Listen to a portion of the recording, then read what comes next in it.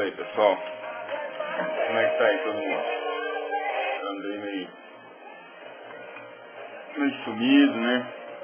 Na verdade eu ando meio deprê e, como eu disse no outro filme, cheio de problemas aí.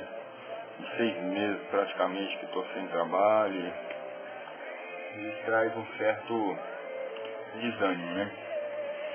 Mas voltando, como eu disse pra vocês no filme dos 23 anos, quando eu fiz os 24 anos, para fazer dos 23 para os 24 anos, eu ainda estava na fazenda, né?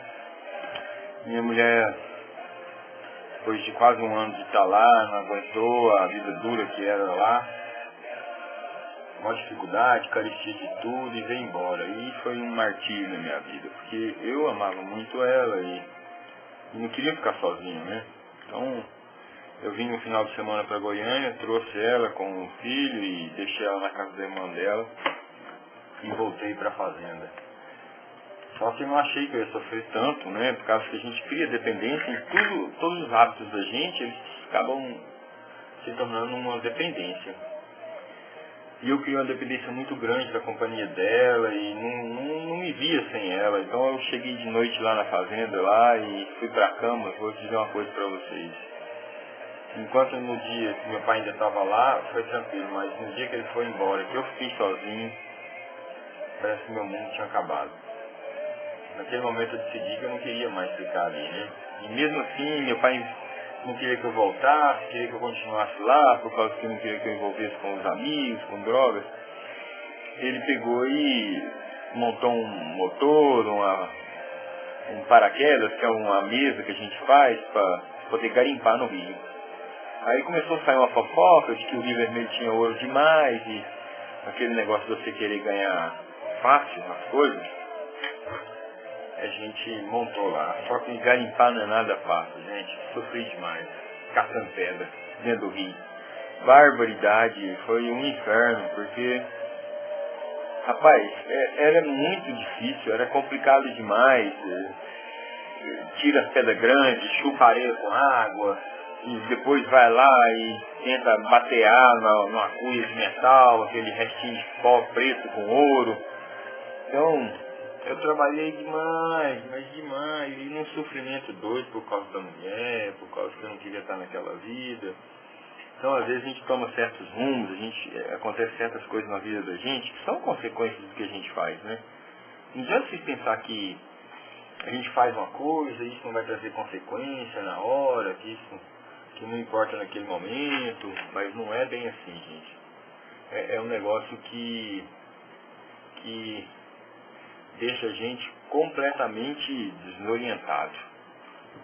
A gente faz as coisas, acha que o resultado vai ser nada, e lá na frente vem as perdas e danos das consequências, porque a gente planta, a hora que passar um tempo a gente vai colher, né? Então eu fiquei ainda na fazenda um tempo, agoniado, preocupado com a mulher aqui na cidade, se estava chifrando, se não estava chifrando. Até isso aí já veio as paranoias, né, cara?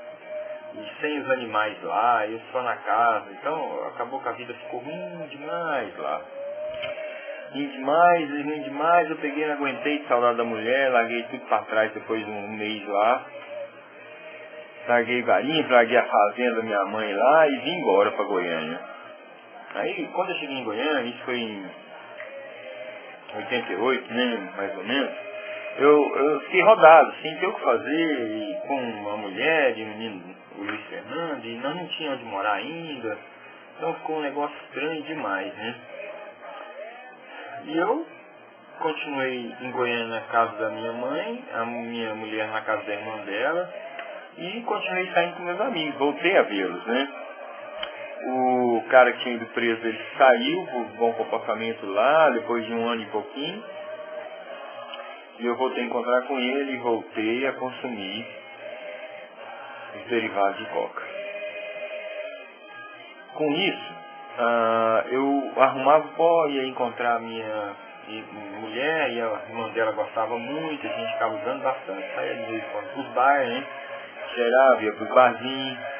Voltava para casa dela travado, né?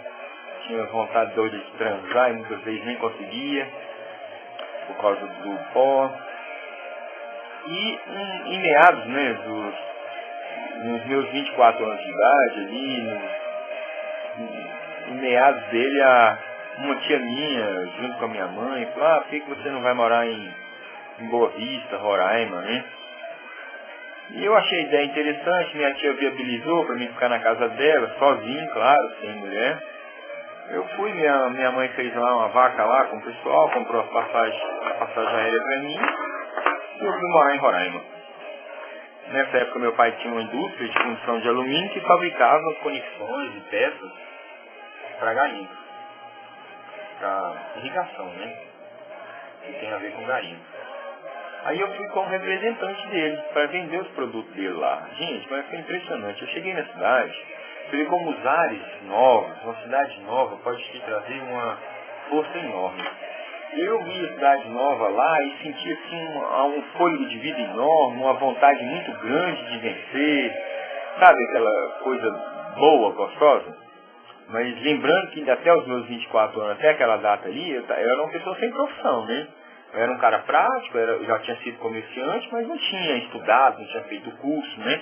Guardado o diploma para poder apresentar e trabalhar em alguma coisa. Como o meu tio, eu fui para lá com o intuito de ajudar um tio meu a ser candidato a vereador e tal,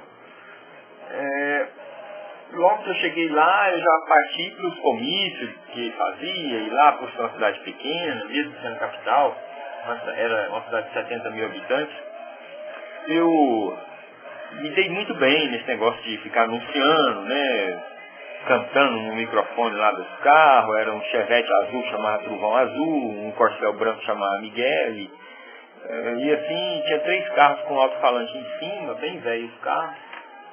Toda vez que saía ficava no prédio, né, tinha que arrumar o carro. Mas eu segurava comício, eu conversava, falava no microfone, atenção pessoal, logo mais o Dr. César vai estar presente aqui, venham todos para o comício do nosso futuro vereador, Dr. César. E assim ia. Com a minha, vamos dizer assim, com o sucesso que eu estava lá, e vendendo peças de garimpo e ganhando comissão do meu pai, eu já fiquei agoniado e quis minha mulher, né? Certo. Eu não queria mais que ela ficasse longe de mim, eu tinha morrido de saudade dela.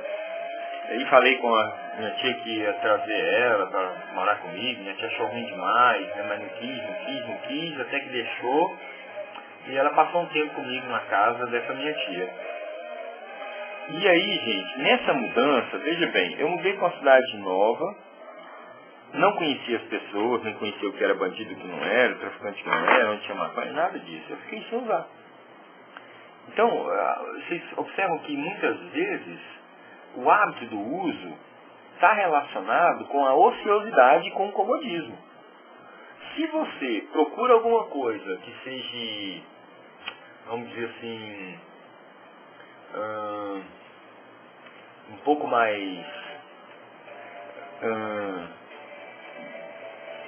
vamos dizer, mais positiva, que seja coerente com a vida e com as coisas, você vai longe, cara. Você se livra das drogas sem precisar de médico, sem precisar de clínica. Você se livra só com o apoio que você tem na sua vontade de vencer. E foi isso que aconteceu lá em Boa Vista, né? Durante o primeiro ano, eu fiquei trabalhando, convivendo com a minha esposa, namorando muito ela, e vivi uma vida mais tranquila. Quando minha esposa foi para lá, passou uns 30 dias, 20 dias, eu liguei com um amigo meu em Goiânia, que era extração do pó, e pedi ele para mandar para mim 1 quilo de fumo, porque lá não tinha, era escasso, eu não achava, né? Acabou que ele comprou 10 quilos de doce de leite, doce de mamão, pegou meio quilo, pôs em cada doce, pôs numa caixa, pôs no aeroporto e mandou para mim. O doce chegou lá com o saco rasgado e o povo falando, nós já ia comer o doce. Eu falei, barbaridade, meu Deus, ainda bem, né? Morrendo de medo da polícia descobrir, mas não descobriu nada. E aí eu fiquei com esse fumo lá, só fumando maconha mesmo, durante uns 6 meses, né? Aí como tinha muito, além de fumar, eu comecei a vender também.